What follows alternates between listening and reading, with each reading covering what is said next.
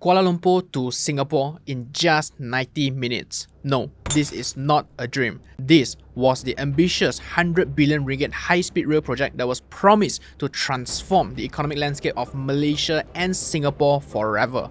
And I said was, because this project, or should I say vision, could have been a reality. A vision by then PM Najib Razak to connect two major ASEAN economies, promising a 21 billion ringgit growth in annual GDP and over 110,000 new jobs by 2060. But instead, today, this transformative vision is stuck. Caught in a web of politics, cost disputes and delays, the project remains uncertain. So, what happened to Malaysia's dream of revolutionizing connectivity in the Southwest Corridor? Is the KL to Singapore HSR still the transformational game changer we were promised? Or is this just another expensive dream destined to fail? We go way back in the late 1990s when the discussions about a high-speed rail link between Kuala Lumpur and Singapore started. There was some back and forth project tendering in the years to come, but it was not until 2013 when the idea gained serious momentum and both countries formally agreed on the project, followed by an MOU signed in 2016. The plan was to construct a 350 km dedicated high-speed line between Kuala Lumpur and Singapore, covering 8 stations from Jurong East in Singapore all the way to Kuala Lumpur, promising a dramatic reduction in travel time from 4 hours by road to just 90 minutes by rail, and with it, driving the economic growth along the southern part of peninsular Malaysia. And this ambitious project was initially targeted to be operational by 2026, at least in theory, because lo and behold, it wasn't long before things took a turn for the worse.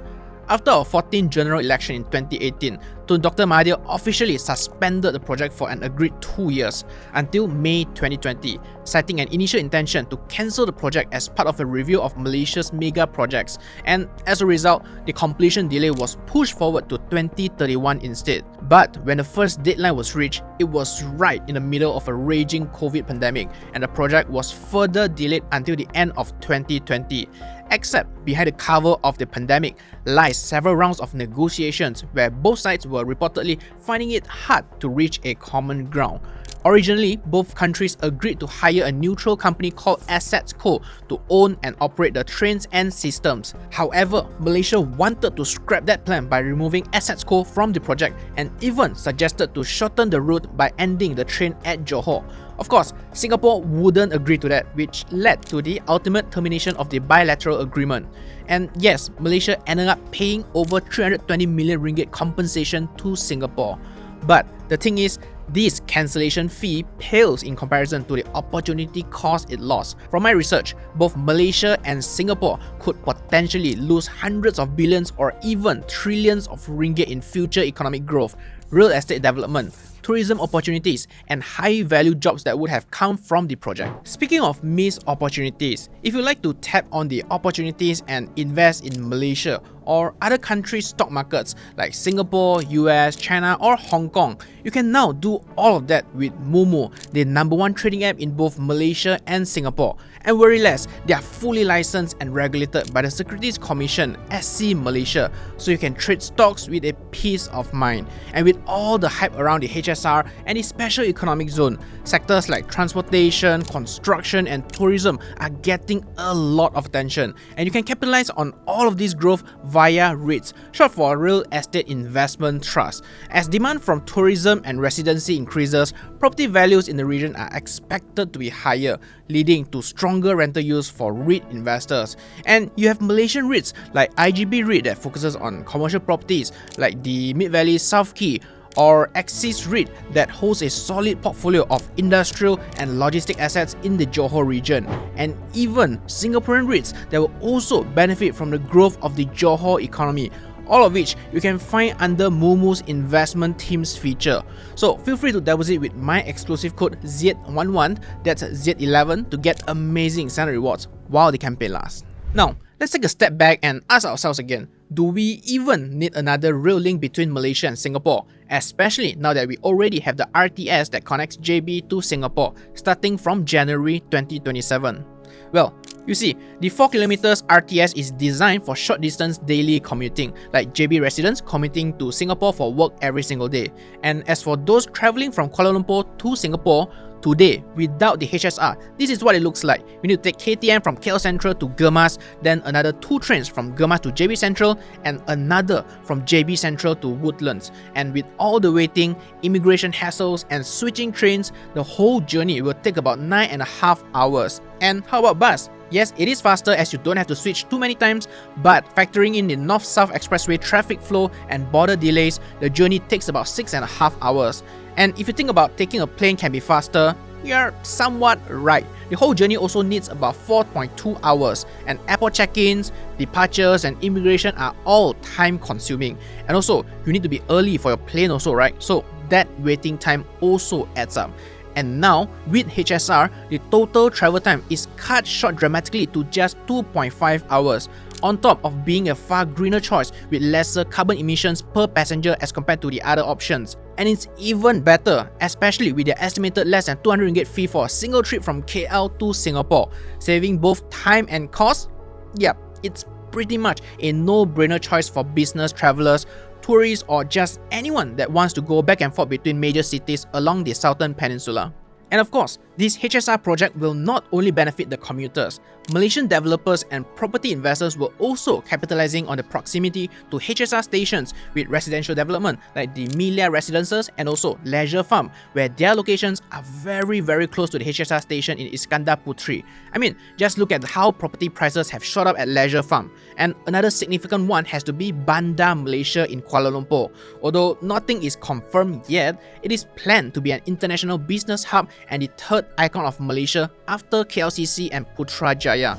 And these are just some of the many projects closely tied to the HSR project, and there are so many more other property developments along the line connecting 8 locations. And it is undeniably that location, connectivity, and convenience do play a huge role in property demands and so the prices.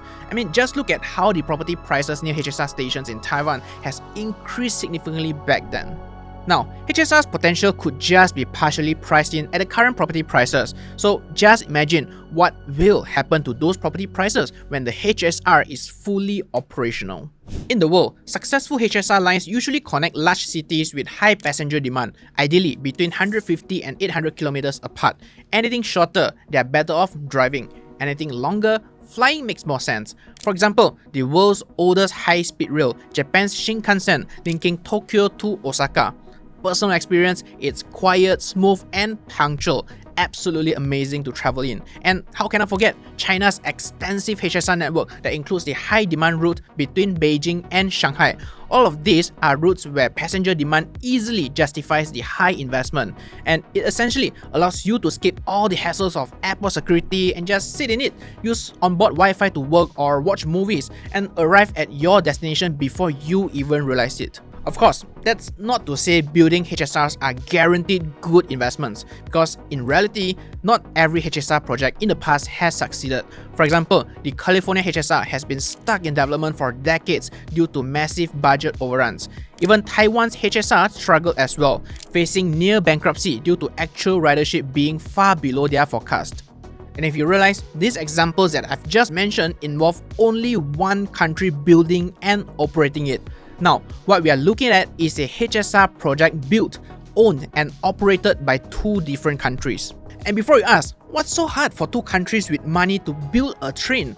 Well, you see, mega projects like HSR take a lot of years to complete, from the initial commercial agreement to planning, tender, land acquisition, environmental studies, engineering design, construction testing, and finally commissioning. These can easily take decades. And by design, most governments change every 5 years or so in most democratic countries, and so do the big picture plans, relationships, budgets, etc. In one word, politics. So it's a totally common thing for mega projects to be delayed from time to time. But things got even more complicated because the HSR wasn't just a local project. It involved 2 countries, and that meant negotiating bilateral agreements covering customs, immigration, security, legal liabilities, things that are all costing a lot of money and time to sort out. In fact, these isn't the first time Malaysia and Singapore have struggled with cross-border infrastructure.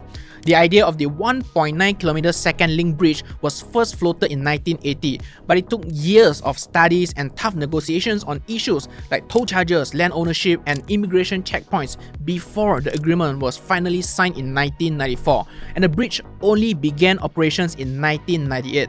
That's a full 18 years to complete a mere 1.9km link that cost roughly 3 billion ringgit. And here we are talking about a 350km HSR that easily cost more than 100 billion ringgit to build. Let that sink in. But not all is lost. If you have lived in Malaysia long enough, you will know government U-turns are just part of the story. In late 2023, PM Dato Sri Anwar officially announced plans to revive the KL-Singapore HSR, but this time he made it crystal clear it won't be the government funding the mega project. Instead, he wants the private sector to fully bear the cost because the government wants to focus on areas such as education, healthcare, and other infra projects. And fast forward to March 2024, MyHSR Corp shortlisted 3 major consortiums for detailed evaluations. One by YTL Construction and SIPP Rail, which basically owns and operates our current KLIA Express that is known for punctuality and reliability. Another one by Berjaya Rail, IJM Corp and KTMB. And yes, the KTM you are thinking of. And IJM is basically the company behind our highways and MRT projects. And last but not least, a third consortium led by China Railway Construction Corp, CRCC, which has a track record of building more than 34,000 kilometers of railway globally.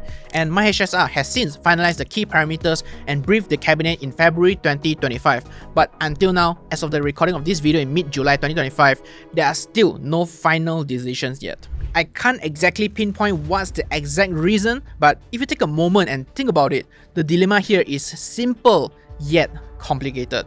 Remember, PM Anwar insisted the HSR must be fully funded privately. And here's the thing, for a project of this scale, worth over 100 billion ringgit and counting, finding investors who can fully finance it without government backing is extremely challenging. And out of the 3 shortlisted groups, only the China-led consortium CRCC appears ready to privately fund the entire project. And also, let's not forget, major infra investments like these ones aren't just about trains and rails, they are also about economic spillover. A study by PwC Malaysia found that every 1 ringgit spent on infrastructure generates around 1 ringgit 80 cents in economic output. So this raises another question. Even if the Chinese consortium wins the tender and our government requires them to take on a Bumiputra partner, should Malaysia allow a major national infra project to be primarily foreign owned? I'd like to hear your opinions in the comment section down below. And hey, let's not forget about Singapore's participation. Fortunately, they have been more than happy to revive this project so far. We are open to listening to new proposals from the Malaysia side, starting from a clean slate. So even with all these problems solved miraculously and in quick succession, notwithstanding any major government changes, there are still many years of work ahead, and realistically, we are looking at another 7 to 10 years before we can even write the HSR. It's gonna take some time.